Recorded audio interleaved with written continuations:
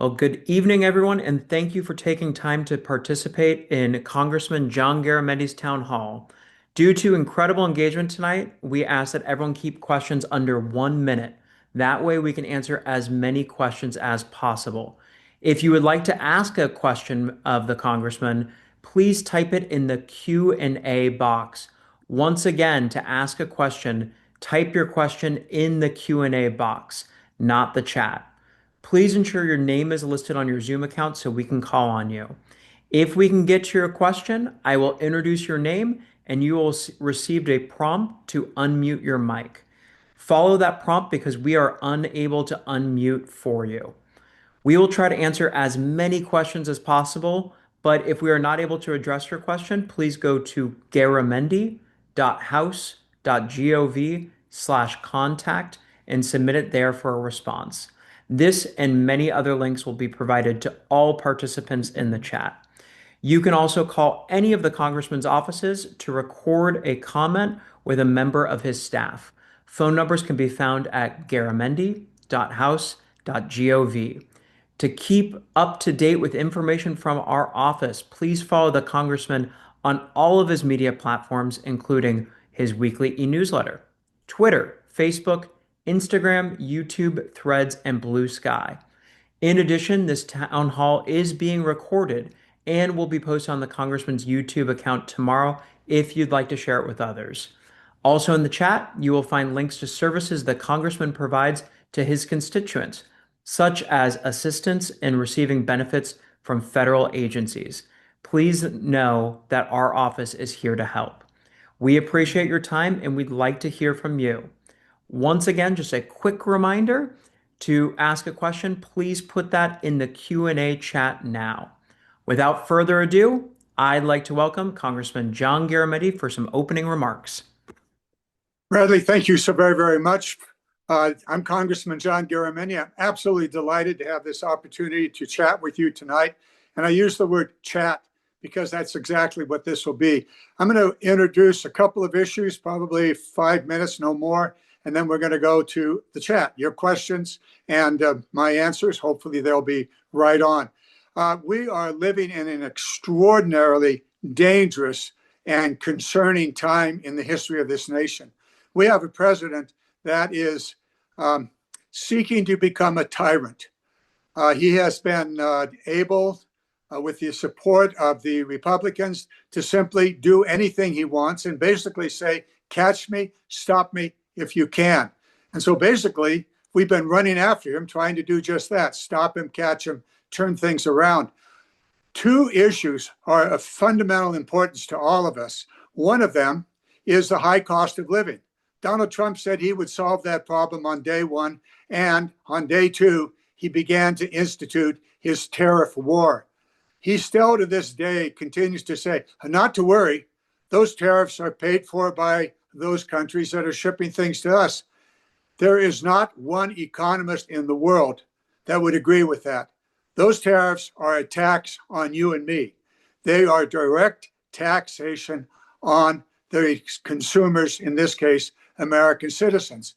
And so we've wound up with the tariff war actually significantly increasing costs on virtually everything, including many of the food issues. The second thing that we have seen is the issue of the healthcare system. During the COVID shutdown, we instituted a subsidy so that people could afford to buy health insurance through the Affordable Care Act. That subsidy lapsed on January of this, the last day of 2025. The result of that is a very, very significant cost to some 20 million Americans as they lost the subsidy for their health insurance and they had to bear the full cost of it. Unfortunately, many of them couldn't, and they've dropped out of the system. We don't know the exact number yet. Those numbers are being calculated. But the result of this subsidy ending for the Affordable Care Act insurance is that everybody's insurance costs are going to go up in 2026. Those people that dropped out, those costs are going to be borne in the system without insurance, and that will then force those companies and those individuals that have insurance to pick up those costs. We'll see the calculation on that in the next couple of months, but we already know that for about 20 million Americans and some 30 to 40,000 people in my district who lost those subsidies, their insurance premiums have doubled, in some cases quadrupled, and are simply unaffordable, and people are dropping out of the system. So much for reducing the cost. So we have the tariff issue driving up cost, and we also have the healthcare issue. There are many, many other factors there. Perhaps we'll get to those during our Q&A. The other thing I want to talk about is, I'm sure, something that is absolutely troubling you, and I know it is me. It's more than troubling me. I'm angered, I'm troubled, I'm nervous, very, very nervous about what all of this means.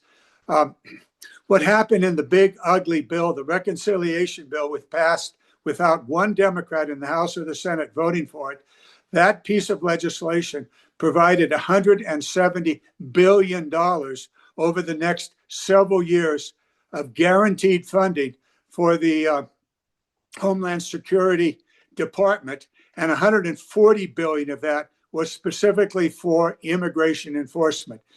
Read ICE and Customs and Border Patrol. So every year, every day, for probably the next 5, perhaps more years than that, those two agencies will have guaranteed funding at almost any level that the president would want them to have. Because in that reconciliation bill, the president was given significant authority, actually unheard of authority, to move money around within the appropriation process so that his objectives could be carried out, but not the objectives of Congress, or certainly not the objectives of the American people. And so we're looking at a situation in which the ICE and the Customs and Border Patrol have guaranteed funding. Now, we in the House of Representatives on the Democratic side said, no, this cannot be. We forced a separation so that the Department of Homeland Security would be separated from the other appropriation bills, which could then go forward. The Senate has sort of followed that. My understanding is that there's an agreement, not yet voted on in the Senate at this moment, that would separate out the Department of Homeland Security, just as we did in the House, and allow a vote for it to be funded for 2 additional weeks for negotiations over that appropriation for that department.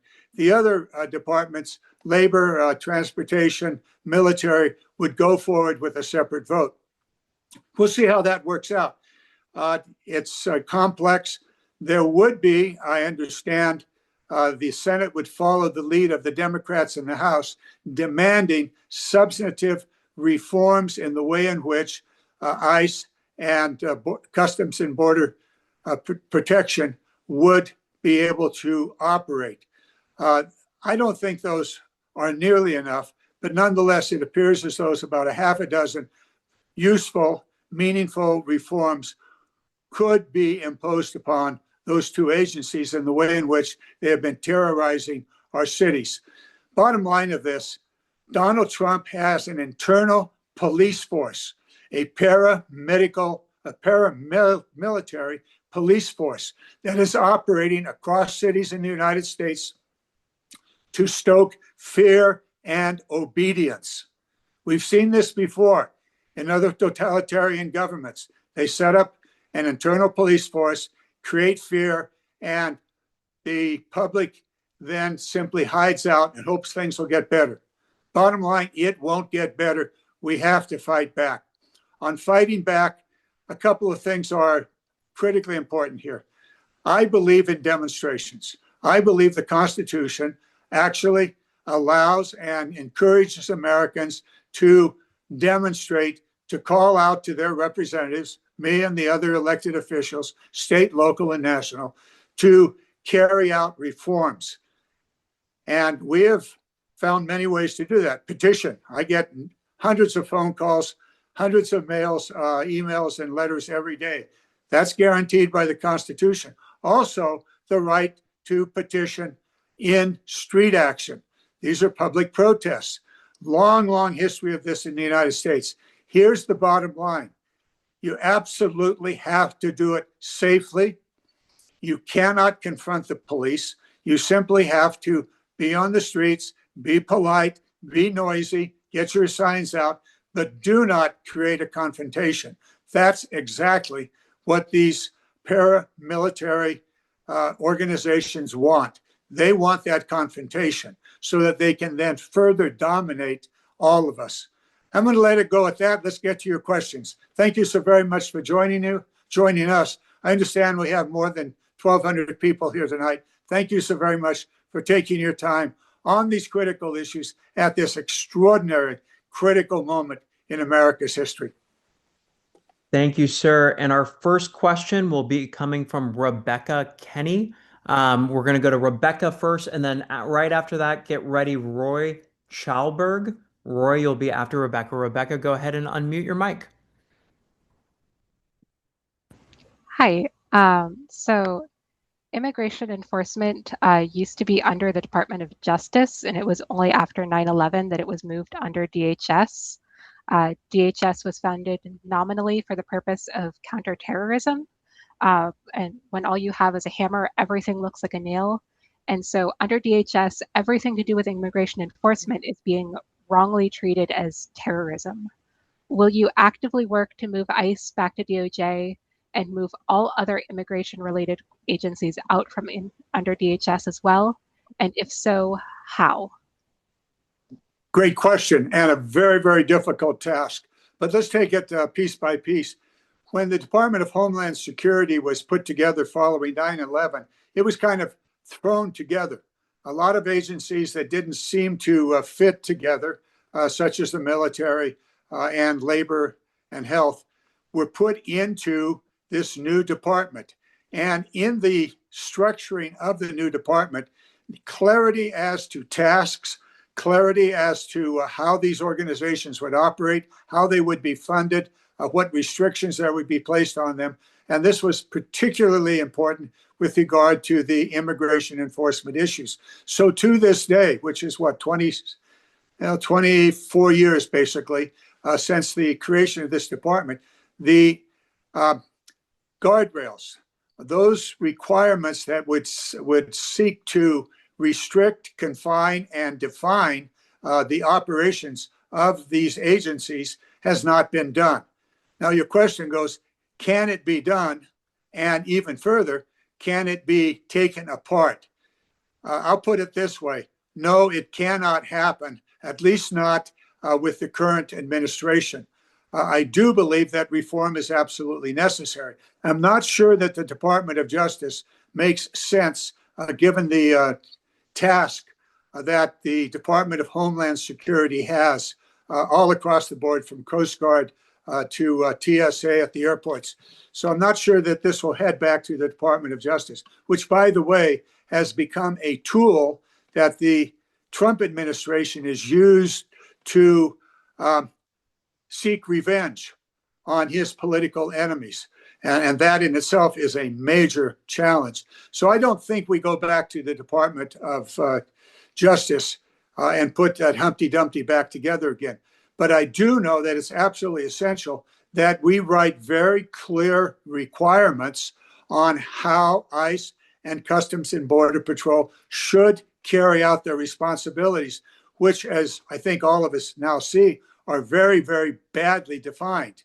If they can go around with their goon squads and rove the city streets looking for somebody that might look like an immigrant and simply accost that person, we have a very serious problem in the restrictions or the lack of restrictions on how these two organizations operate. So immediate task is twofold, and I will, well, let me just put them on the table. First of all, a series of reforms on the operating procedures, the way in which the personnel dress, masks, body cams, identification, why they're running around with full assault weapons and assault clothing, I don't understand. So those rules need to be put in place.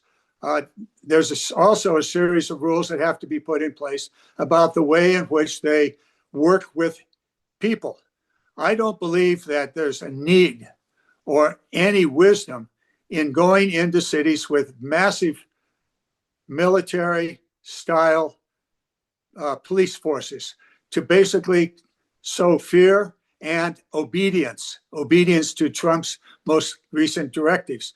And that's going to come up in the election process in the months ahead. Finally, I would propose to my colleagues in the Senate and in the House that we take this opportunity to regain control of the budget for the immigration issues, all of them. That those automatic appropriations for the next several years of tens of billions of dollars be clawed back and put into the annual appropriation process so that we can use the appropriation process to restrict, to discipline, and to further direct the immigration issues across the country. Good questions. A lot of thought needs to go into all these issues. Thank you so very much, Becca.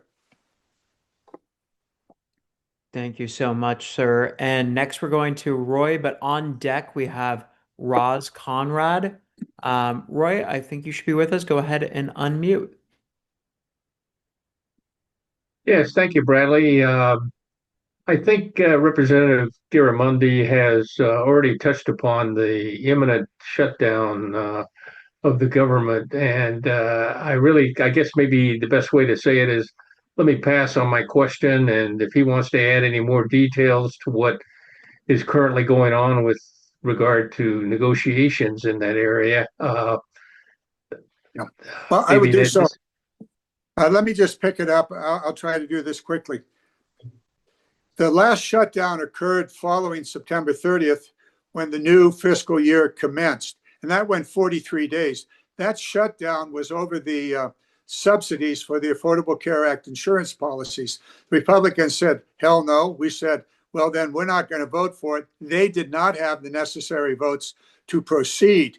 And that went for 43 days. The result of that shutdown was that the Democrats in the House of Representatives refused to stop trying to get the subsidy into law. And we then put forward a discharge petition. All the Democrats signed that, 114, and we got a handful of Republicans to join us. We then went to the floor with a 3-year funding for the Affordable Care Act subsidies. That passed the House of Representatives. It is languishing in the Senate. I raise this because the threat or the reality of a shutdown did provide the leverage and the public awareness of the issue to deal with that Affordable Care Act subsidy. Now, right now, the general public is far, far more aware of the pending shutdown, the issues at hand. And so I'm not concerned about a short shutdown for a day or two until next week, or even a several-hour shutdown, because it raises the alarm of the public and puts in place a much higher awareness of the reforms that are actually absolutely necessary. That if the Senate is successful at the legislation that they proposed earlier this day, there would be a vote immediately in the Senate on all of the appropriation remaining except Homeland Security.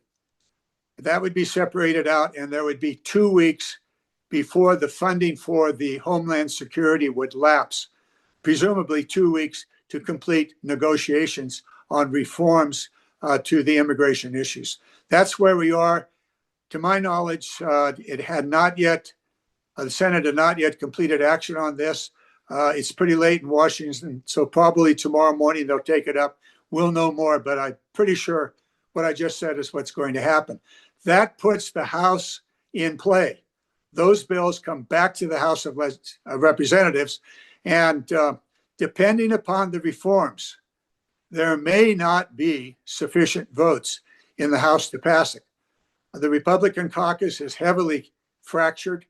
There's a group there that refused to coordinate with Speaker Johnson and the Republicans. So that's a factor. And depending on the reforms, a whole lot of us, including me, may see these reforms as totally inadequate, in which case don't count on my vote, and probably don't count on my vote under any circumstance to fund the Department of Homeland as long as the immigration issue hangs out there.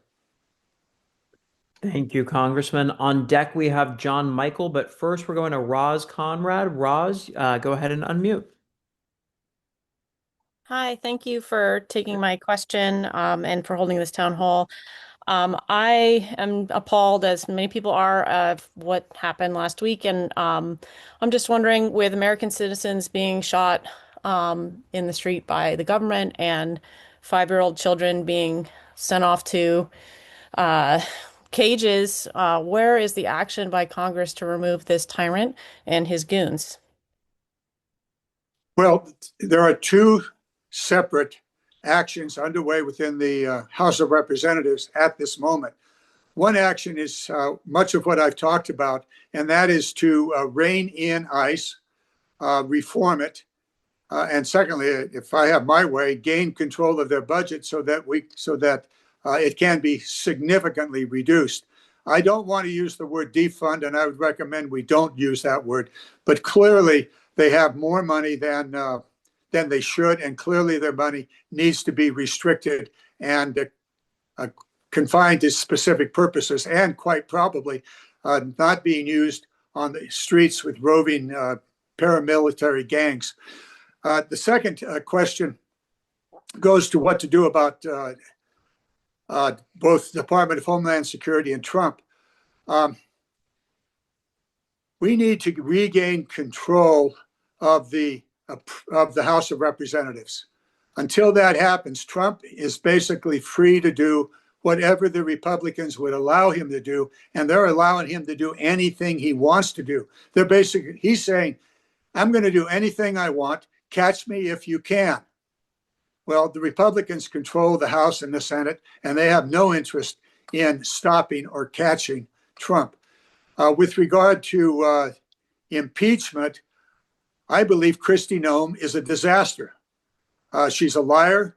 I worked with her when she was on the Armed Services Committee, and she had absolutely no interest in learning anything. She simply didn't care to learn. And that's now being played out as she has this very, very important job. She should be impeached. One of my colleagues said, don't fire her, impeach her, so that in the history records, it is known why she was so terrible as a department secretary. With regard to reining in Trump, there are impeachment issues being raised within the House of Representatives. There are early actions on that. It's a little late, a little early in that process.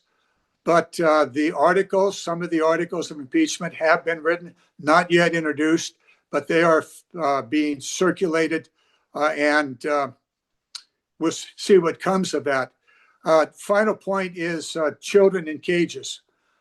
One of my worst memories as a member of Congress was in the first Trump administration, when the Trump administration was separating immigrants who were crossing the border, separating the children from the parents without any effort to gain any way to bring them back together again.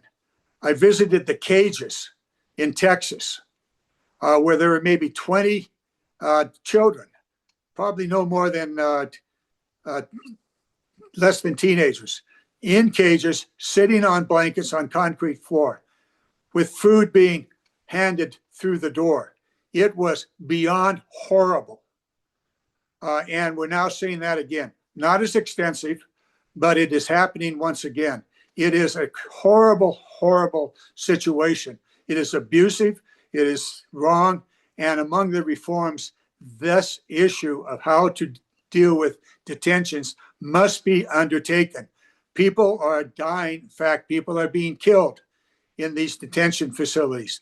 So there's a lot of work we have out ahead of us. Thank you for your concerns. Stay with it. Exercise your constitutional rights to let us all know what you think should be done. Thank you, Congressman. On deck, we have Emmanuel Andreas, but first we have John Michael. John Michael, go ahead and unmute.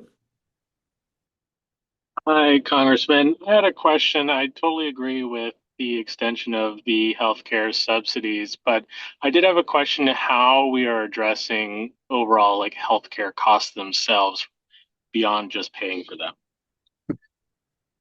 Well, you took me into one of my favorite subjects. I have spent all of my years in public policy going at this issue. When I was insurance commissioner, we undertook a very comprehensive study of the healthcare system, specifically in California, but it also spoke to issues in other states. And we called that work done by some international experts who I gathered to deal with the cost of healthcare. Let's start with the insurance side of it. The insurance healthcare system is absolute chaos. It's extraordinarily expensive. It is managed very fitfully, doesn't cover things uniformly across the nation or even in any community. The result of it is the administrative costs are excessive, probably now approaching 20%, and that's for sales, advertising, and administrative costs. There's a better way of doing this, and I've been at this since I spoke at Bill Clinton's convention in 1990 about healthcare. He gave me, 20 minutes to speak on it. And I called for a single payer, universal healthcare system, one insurance company, government run, that every person in America would be participating in that, and we could collect the money very, very efficiently in one or another tax mechanism. It would cut the cost down to probably 7-8% rather than 20%, which we now have in virtually every one of our systems, including the Affordable Care Act program. So there's a better way of doing it, and we can control costs that way. There's a whole lot more that goes with it. The simplification I just said is not so simple, but it could be done. And frankly, it should be done. And I've been advocating that now for 30 some years. And I'm not going to give it up. Every year we put together a piece of legislation to continue that effort. And then there are the mechanisms of what is the proper treatment. Drug costs are part of this. Anyway, on my website, you can pull down a copy of this, 25-year-old document that is perfectly relevant today. Deals with drugs, pricing of drugs. It deals with the way we operate our healthcare systems, the way we pay for it, the way we collect the money, and the like. So, go to my website. It's called Priced Out. Priced Out. And those reforms are still relevant today, every single one of them. Thank you, Congressman. And on deck, we have Marilyn Killian. Marilyn, you are on deck. Emmanuel Andreas, you should be able to unmute. Yeah, good evening. Good evening, John. First of all, let me say this: you're doing a wonderful job not only for our district but for our great country here.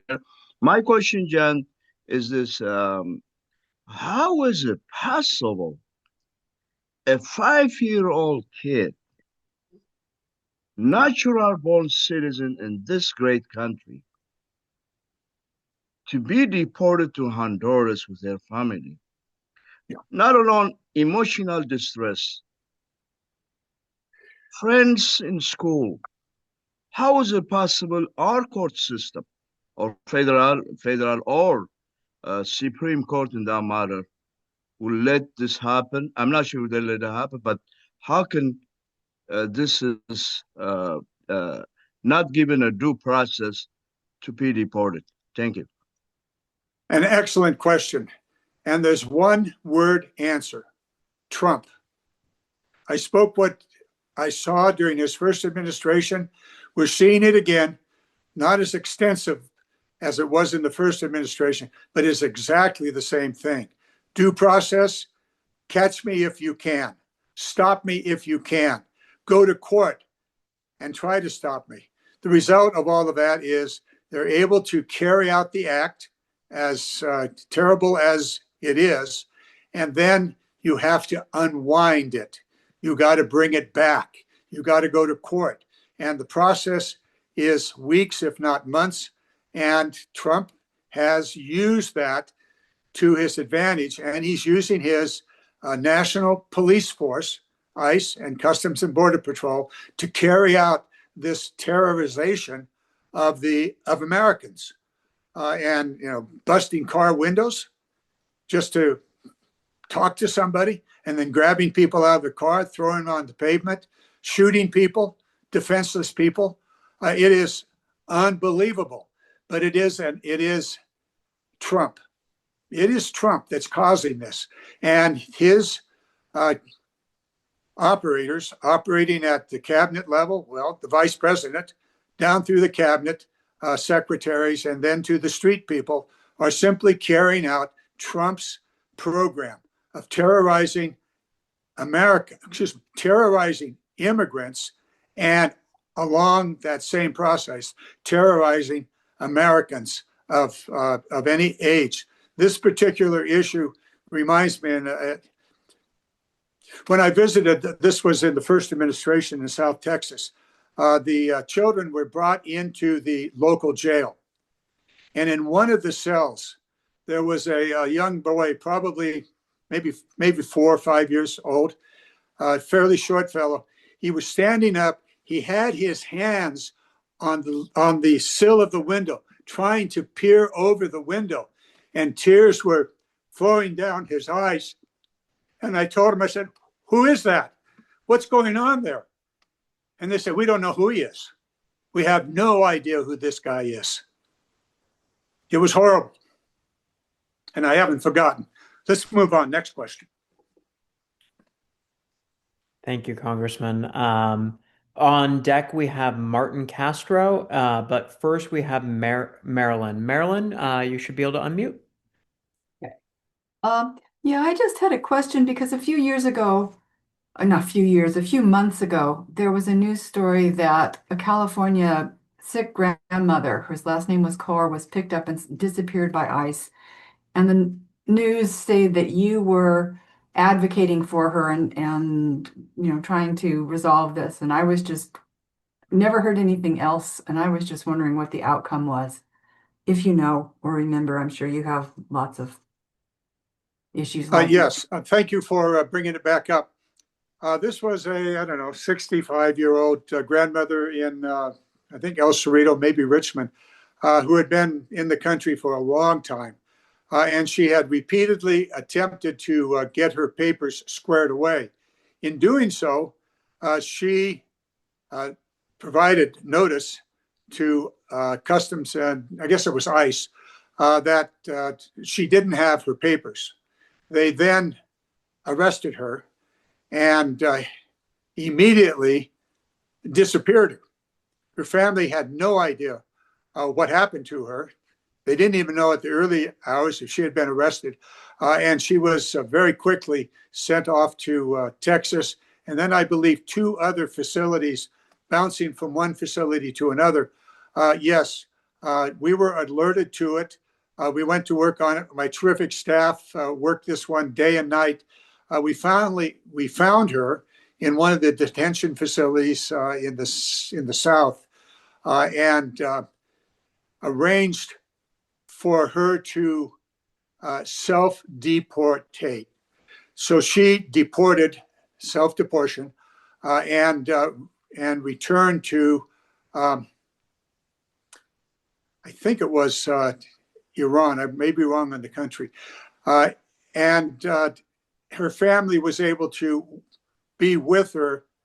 I think we tried to get her on a commercial flight, but they put her on one of the Department of Homeland flights and dropped off maybe 50 or 60 folks at the same time. But anyway, as far as I know, she is resettled. Her family knows where she is. Not a good ending. This woman wanted to be working in the United States as she had been for the previous 20 years or so. She wanted to stay here, but it became impossible. And so, yeah, that's it. More detail, perhaps along the way, if you're interested in the various actions that we took, the hammering that we did on people, and the extraordinary work that the community did in raising the issue, which gave the entire situation the notice and the power for change. Thank you. Thank you, sir. And on deck, we have Janny Tang, but first we have Martin Castro. Martin, you are live.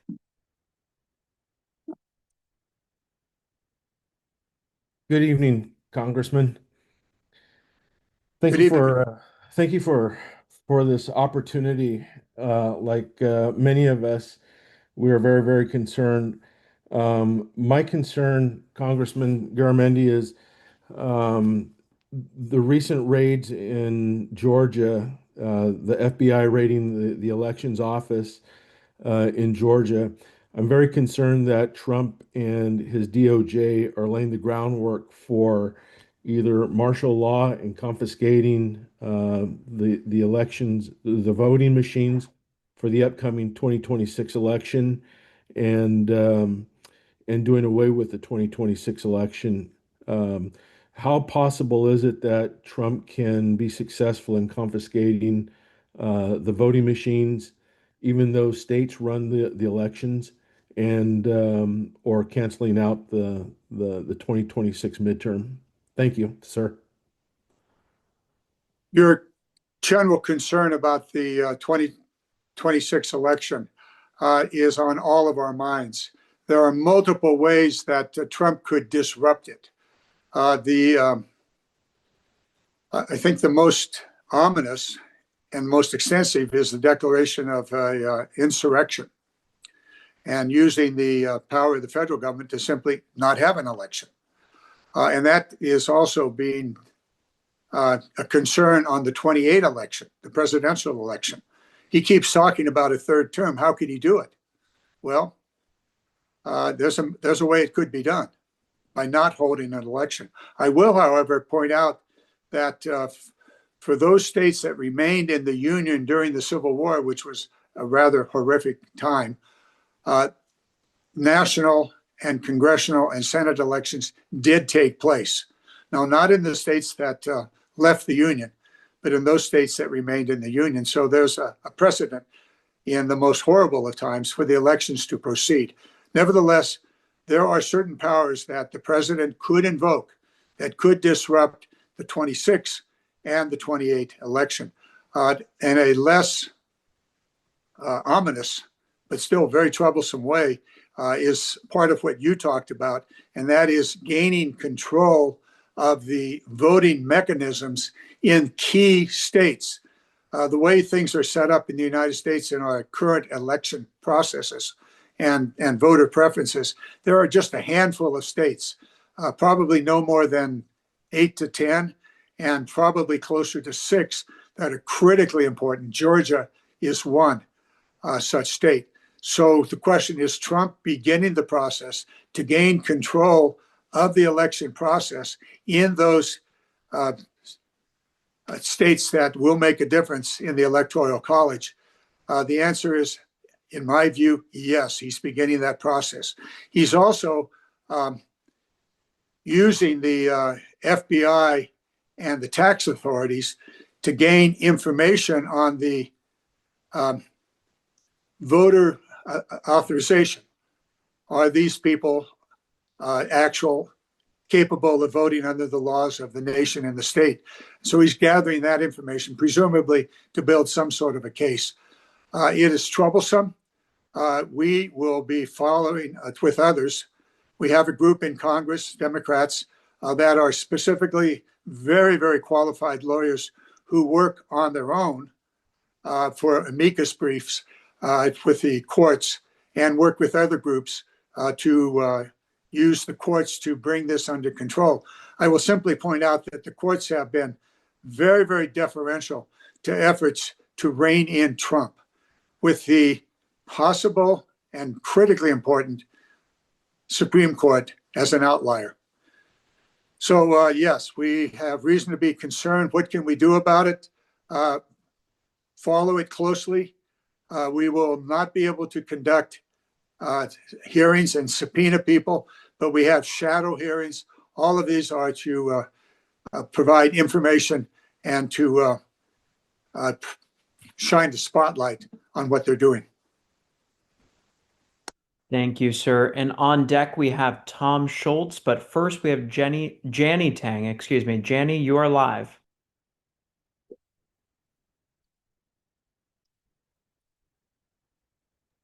Janny, are you able to unmute? And it looks like we might not have you unmuting, so we'll go to Tom next. Tom, you should shortly get a prompt to unmute. And as we are waiting, Jenny was asking, sir, about what rights people have if they're stopped by ICE. I will actually put a little placard that the Hispanic Caucus put together on knowing your rights in the chat as well. Yeah, I would, Bradley, I would urge people to go to that chat box. We also have those rights on our own website, and you can pull those down. I would put it this way. I would be very, very deferential to all police. Don't challenge them. And particularly don't challenge the ICE or the CBP folks. They're just plain looking for trouble and quite happy to bust your window and grab you and throw you on the ground. So be very, very deferential. Don't badmouth them. Be courteous. And I would use the word deferential. Maybe just something short of obedient, but don't badmouth them. Don't argue back. You wouldn't do that to a highway patrolman who pulls you over for a red light. So under these circumstances, that would be my advice. I do believe you ought to be out on the street corners with others, as my daughters and son-in-law and grandchildren are going to do in Angels Camp on Sunday. At the intersection of Highway 4 and 49, there'll probably be 100 people there with placards, my own family involved, demonstrating peacefully and making it known that across this nation, we're not putting up with it. Those demonstrations add up. 100 people in Angels Camp and, 100 people there and 200 in Fairfield. And then the national demonstrations, which I understand are now set for March, maybe the 23rd of March. Those national demonstrations have been extraordinarily important in slowing Trump and the Republicans down. So there you go. Thank you, sir. And Tom, you should be able to unmute. And on deck, we have Camille Salucci. Camille, you are on deck, but Tom, we'll go to you now. Thanks for representing us in Washington, Mr. Garamendi. I was wondering what you think may be happening with our checks and balances in the U.S. federal government, and that if Democrats somehow achieve simple majorities in the U.S. House and the Senate as well, and in the 2026 midterm elections, do you believe that the executive branch's ongoing abuses of power could somehow be more effectively reined in? And if so, how? Thank you. Well, I'll take those one at a time. If we gain control of the House of Representatives, which is possible, and this is not a political discussion, and I won't go there in any detail, but it is possible. If we were to gain control, we would then be able to do investigations. And every committee would begin to do serious investigations about the malfeasance, the inappropriate actions taken by the Trump administration, all of it, from the military to TSA and beyond. So those hearings become exceedingly important in highlighting and then setting a clear pattern of wrongdoing that would then be able to be addressed with legislation. Now, if the Senate remains in Republican hands, would we be able to overcome the Senate with legislation? The answer is possibly, depending on the outcome of how close it was in the Senate and how the majority would be in the Congress. The most important power that Congress has is the power to investigate, to pass laws based on troubles that were discovered or highlighted in the investigations, and critically important, the power of the purse.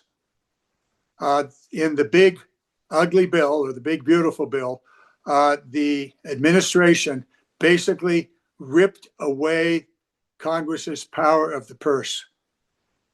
And the henchmen in that theft of power were the Republicans in the House and the Senate that simply turned over the power of the purse, the appropriation power, to the president, and basically gave him the power to use trillions of dollars most any way he wanted to.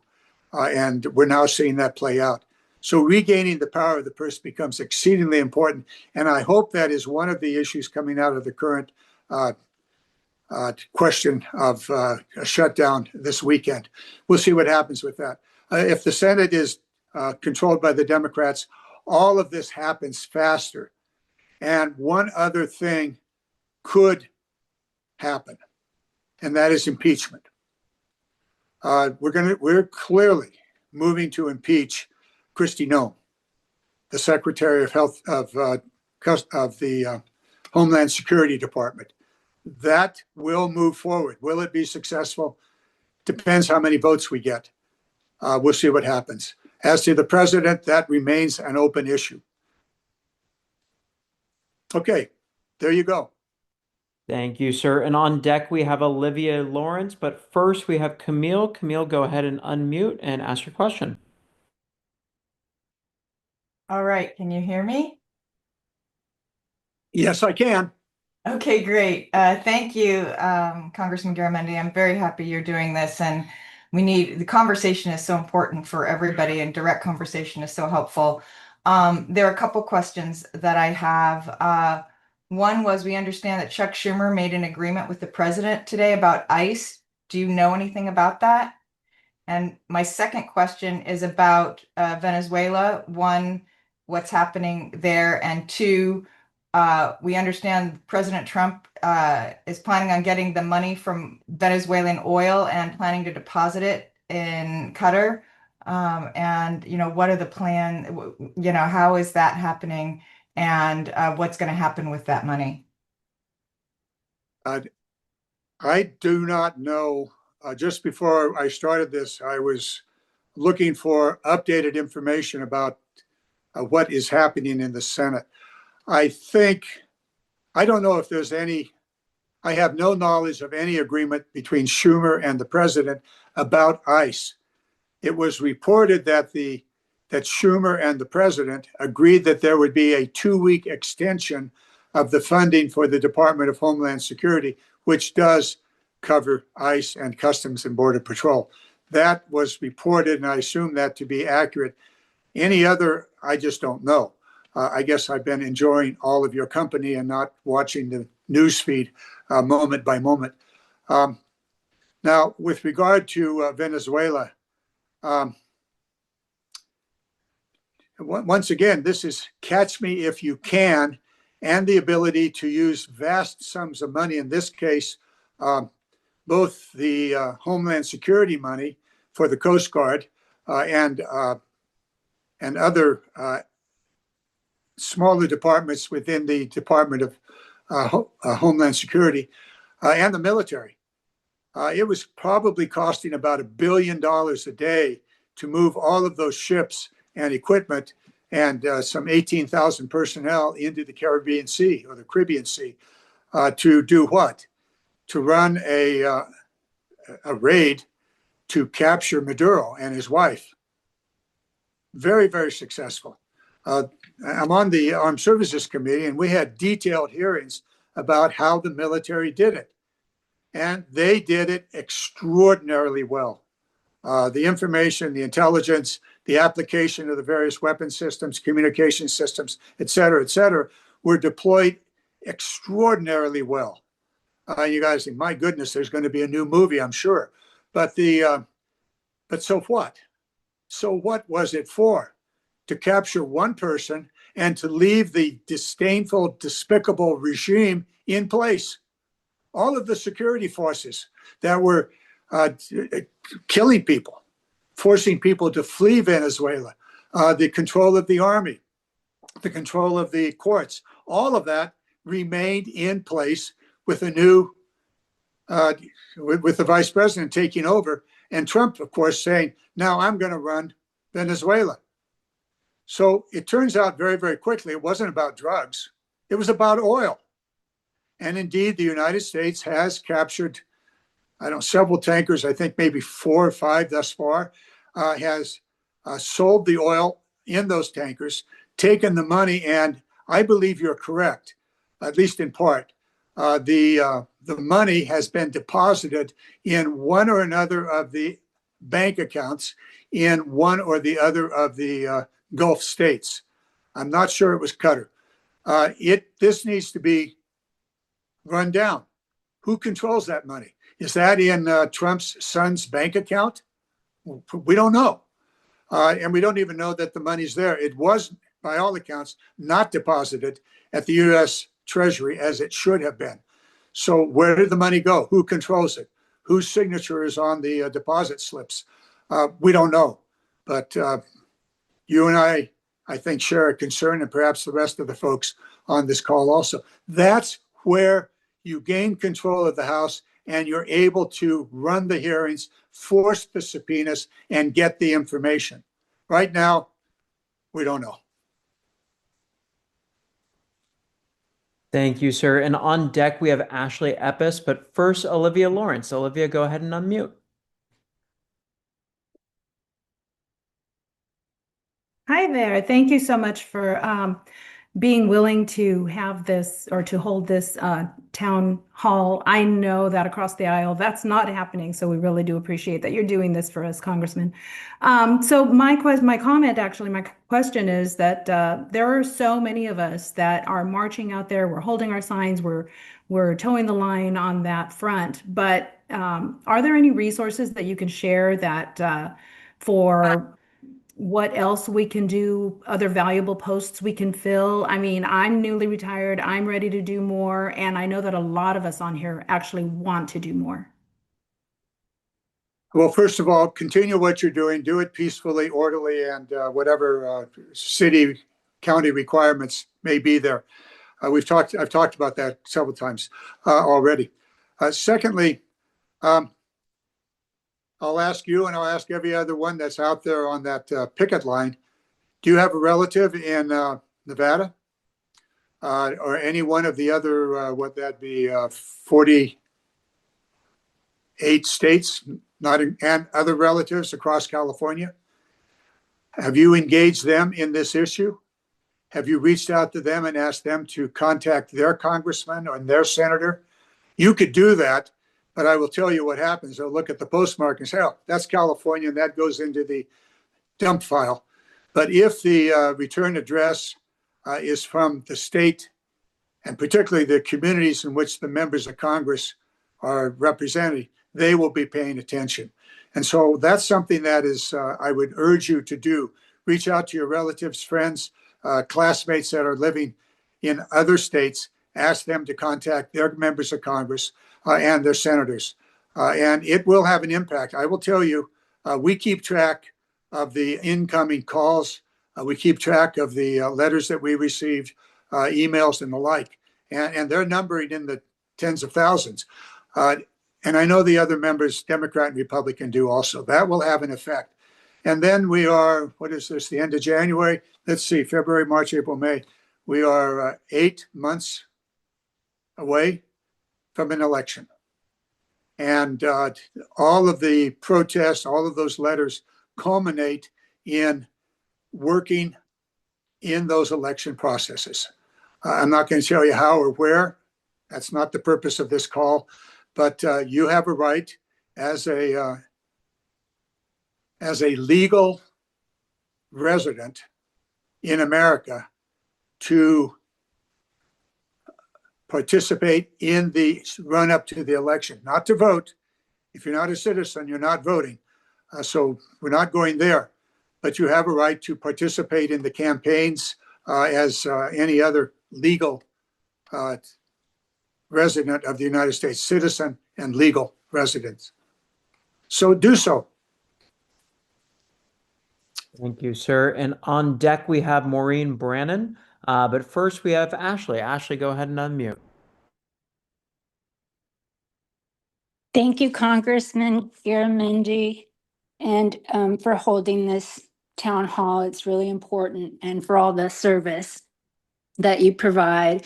Many of us are increasingly concerned about just the flagrant erosion of the constitutional norms and how it's being normalized, and the politicization of federal enforcement agencies and actions that appear to undermine trust in our elections and democratic institutions. From your perspective, what concrete steps can a coordinated coalition of congressional members, blue state governors, and state legislatures take within the bounds of the Constitution to essentially create an effective guardrails or a firewall that will protect civil liberties, election integrity, and the balance of power as federal executive actions continue flagrant overreach? Well, two things. First of all, good to see your photo. Secondly, the questions are very well posed. Some of this we've covered. We do have an opportunity on some issues to gain a majority in the House of Representatives and pass legislation. The most recent example has been the Affordable Care Act subsidies, which we moved out of the House with some Republican support. So those opportunities are continually tested with discharge petitions. And there's another set of discharge petitions that we're working with in the House of Representatives now. I sign on to all of those. Also, individual pieces of legislation. Being an author, and I am an author of a couple of these issues, particularly over on the transportation and the military side of it, but to be a co-author. At some point, I don't know, 100, 150, 170, a piece of legislation becomes really, really serious when you have that many co-authors. And the Republicans begin to take notice. So there's this process of awareness of specific pieces of legislation that could accomplish what you are talking about. However, given the Senate, it will not happen. Nothing major is likely to happen until a year from now, when a new Congress goes into effect. And in my view, hopefully, the Democrats will control the House and the Senate. There is, and then you got to deal with the president. He has a veto pen, but he's also a very, very lame and I would say deranged duck. So what will come of that, we don't know. Veto override, very tough. Some issues, very hot, maybe possible. I think the best opportunity to gain control is in the appropriation process. Now, also, we do have three branches of government. The administrative branch, hopeless. The courts, the lower courts have been very, very disturbed, very aggressive in pushing back on virtually everything that Trump does, from immigration to budgeting to moving money around here and there, the operations, all the way up through the appellate courts. The Supreme Court is a problem, and it's very deferential to Trump. We'll see. There's some very important issues that the Supreme Court will probably announce next week. You'll want to pay attention. I certainly will. And it will be a measure of critical importance. Perhaps the ability of Trump to just willy-nilly do tariffs whenever he wants. By the way, the tariff is a tax, and the only taxing authority in our Constitution is the Congress. Now, we've turned over some limited power to the president over time, but he's going hell-bent on using a tax and taking it anywhere he wants, imposing it at any level. So the Supreme Court is going to take that up. And I hope that they return the power to tax, in this case tariffs, to Congress and take it away from the administration. We've gone through some of that already. So the courts become very, very important. I know that there's going to be an effort underway, which I will support, to put a term limit on the chief justices. Interesting, you read the Constitution carefully, and there's nothing in the Constitution that says that the Supreme Court justices are for life. It's turned out that way over the years. So it may be possible for the Congress to put a term limit on all members of the Supreme Court. Now, one little problem, that will be tested by the members who would then have a term limit. You might guess how they would respond to that. Nonetheless, it's an interesting play that is being seriously discussed. But right now, the lower courts are very, very important in stopping Trump basically on most everything he's attempted to do. Thank you, sir. And we are actually already over the hour, but you look fired up. So I'm assuming you want us to queue up the next person. I'm up, but Bradley, I'd like you to tell people how they can access our website and the like. If you could do that, and then I will take maybe two more quick questions and even quicker answers, and we'll wrap it up for the night. We will do our best for quick answers. To get a hold of the congressman, again, we're going to put this back in the chat, but go ahead to garamendi.house.gov, and Cameron just put it in the chat right now. Again, garamendi.house.gov. Our phone numbers, our social media, everything is up there. But in the meantime, we are going to next go to Maureen, and then right after that, we'll go to Stella and wrap it up on the night. Stella Waterman, you will be after Maureen. Maureen, go ahead. Thank you. Thank you, Congressman, for listening to us tonight. My sister Patty lives in Minneapolis. She is what these ICE agents called mouthy and will stand her ground with a whistle and a protest sign, that is. I'm afraid for her and her colleagues. They run a food distribution for immigrants under threat. She surrounds schools in the morning to make sure kids and teachers are united for one more day. She should not have to live this way. She routinely describes the cruelty of the thugs. The stories are sadly embarrassing for what I thought this country to be. And ICE. It's the only way. You are speaking of reforms, but really their ICE money should be redistributed to communities that have been severely harmed, including Chicago and Washington, D.C. And one more thing. Also, isn't it time to impeach Pam Bondi? Can you make this happen?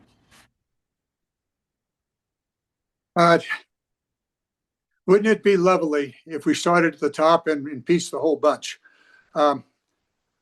This administration is the worst in America's history. We've had some bad ones. We haven't even talked about corruption. Good Lord, that would be a whole other hour and a half just to single out the Trump family. It is the most corrupt administration, perhaps in America's history, and there have been some terrible ones in the past. It is totally an unconstitutional administration, and the key people, the secretaries and their deputies, including the Attorney General, are just terrible on an understanding of America and what it should be under a constitutional democracy. So yes, it is a major problem. I also have in-laws in Minnesota, two of whom were living a block away from the shooting of Alex Petrie. And they're terrorized. They're absolutely terrorized, which is exactly what they're trying to do. This entire system is modeled after the Nazi system in Germany in the 1930s. Now that's, I'm not off base here. But that's what they did. And that's exactly what Stalin did. That's what authoritarian folks do. And that's what Mao Zedong did. And that is, we're seeing some of that now with Xi Jinping in China. Authoritarian governments create a domestic police force to terrorize and subjugate the citizens and cower them into obedience. Now, I know Americans, not all 340 million, but I know a good portion of them across all this nation. And I'm telling you, they have the courage to fight back, as apparently you and your sister do. And it's going to take courage. But I want to say this again and again and again. Don't challenge them. If they're pushing, if they seem to be pushing you back, I know it's icy and you're going to fall on your butt and then get sprayed with pepper spray. But don't confront them. Set up a line further back, do your placards, do your shouting, get your whistles. All of those things are perfectly legitimate. But be safe, because these folks are downright dangerous. And it appears as though they get, they say this in an appropriate way, they seem to have no qualms about assaulting people, American citizens, people that are legally here, and even those that are not legally here. They have no qualms about assaulting them. There's several court cases that are up. There's efforts being made all across this country by attorney generals and individuals to put safeguards in place. And that also falls to us in Congress. And what is now happening, perhaps with this current action by the Senate in providing 2 weeks, it's also our responsibility to pass a law that provides clarity as to the appropriate way in which ICE and Customs and Border Patrol operate. So all of us together, it's going to take all of us. We're going to live with Trump another 3 years, and he's not going to change his way. So we have to push back. One more question, and then it's going to be good night and thank you. Thank you, sir. To wrap us up is Stella Waterman. Stella, go ahead and unmute. Hi, I am from the Solano Community College student newspaper. I wanted to ask, is Trump able to turn Travis Air Force Base into a detention facility? And if he is, how would you protect Solano Community College students with the college's connection to the Air Force Base? First of all, several months ago, the base was notified that the base was being reviewed and surveyed for the creation of a detention center. It was about 5 minutes later that I was informed by my own little network of communicators, and I said, hell no, not going to happen. Now, I am a very senior member. On the Democratic side, there's only 2 people that have more seniority on the Armed Services Committee than I do. And I was the chairman of the Readiness Subcommittee. I'm now the ranking member of the Readiness Subcommittee. And using that experience and that power, hell no become no, it will not happen. And so the Department of Homeland Security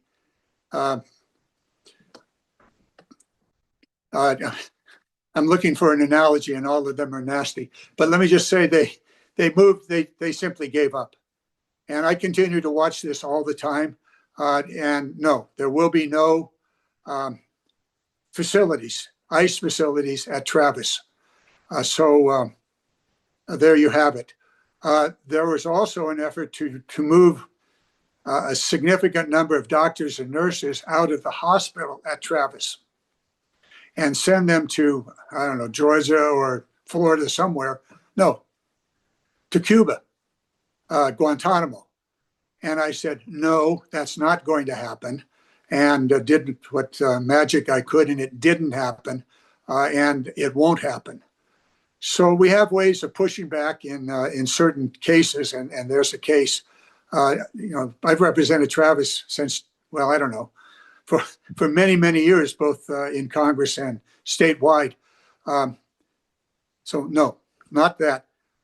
With regard to the community college and students, and these are probably military that are at the community college taking courses. As far as I know, in fact, I guess I do know, although it's not complete, in the National Defense Authorization Act, we continued the money for military personnel, active and reserve, as well as civilians, to access grants and assistance for additional education. So that should continue. And I believe the appropriations are going to be okay on that score. So the community colleges are exceedingly important. Geez, I want to talk about the Interstate 80 bioag, in which the community colleges, this is a fundamental economic opportunity. I wanted to talk about the SHIPS Act and maritime, but right now our thoughts are on Trump, immigration, and the immediate problems we have. Bradley, let's set up another video conference, maybe in 2 weeks, and let's go back to the economic development opportunities that present themselves on the Interstate 80 corridor, from research at UCSF and Berkeley and Davis, and then the manufacturing of bio products, chemicals, and materials. And then also talk about the SHIPS Act and the maritime work that we've been doing for the Bay Area, Mare Island, and the like. Maybe 2 or 3 weeks out. For those of you that are still with us, come and join us. For those of you that have stayed throughout this, thank you. We find this to be a very effective way of communicating. In an hour and a half, maybe 1,000, 1,500 of us are able to communicate, share thoughts, and learn. I learn, and you do also. Thank you so very much. I'm going to sign off. Good night, and thank you.